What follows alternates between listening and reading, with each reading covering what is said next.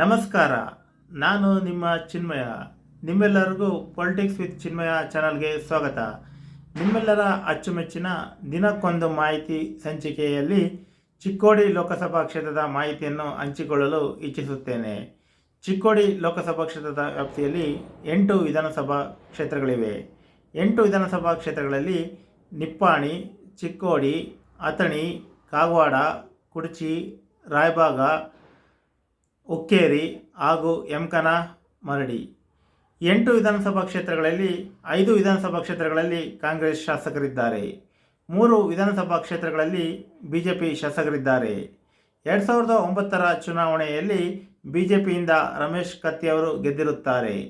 2014ರ ಚುನಾವಣೆಯಲ್ಲಿ ಕಾಂಗ್ರೆಸ್ನಿಂದ ಪ್ರಕಾಶ್ ಹುಕ್ಕೇರಿ ಅವರು ಗೆದ್ದಿರುತ್ತಾರೆ. 2019ರ ಚುನಾವಣೆಯಲ್ಲಿ ಬಿಜೆಪಿಯಿಂದ ಅಣ್ಣಾ ಸಾಹೇಬ್ ಜೊಲ್ಲೆ ಅವರು ಗೆದ್ದಿರುತ್ತಾರೆ. 2024ರ ಚುನಾವಣೆಯಲ್ಲಿ ಬಿಜೆಪಿಯಿಂದ ಅಣ್ಣಾ ಸಾಹೇಬ್ ಜೊಲ್ಲೆ ಅವರು ಸ್ಪರ್ಧೆ ಮಾಡಿರುತ್ತಾರೆ ಹಾಗೂ ಕಾಂಗ್ರೆಸ್ನಿಂದ ಪ್ರಿಯಾಂಕಾ ಜಾರಕಿಹೊಳಿ ಅವರು ಸ್ಪರ್ಧೆ ಮಾಡಿರುತ್ತಾರೆ. ಕರ್ನಾಟಕದ 2ನೇ ಹಂತದ ಚುನಾವಣೆಯಲ್ಲಿ ಮೇ 7ರಂದು ಚಿಕ್ಕೋಡಿ ಲೋಕಸಭಾ ಕ್ಷೇತ್ರಕ್ಕೆ ಚುನಾವಣೆ ನಡೆಯುತ್ತಿದೆ. ಈ ಬಾರಿಯ ಚುನಾವಣೆಯಲ್ಲಿ ಯಾರು ಗೆಲ್ಲಲಿದ್ದಾರೆಂದು ಕಾದು ನೋಡೋಣ. ಧನ್ಯವಾದಗಳು.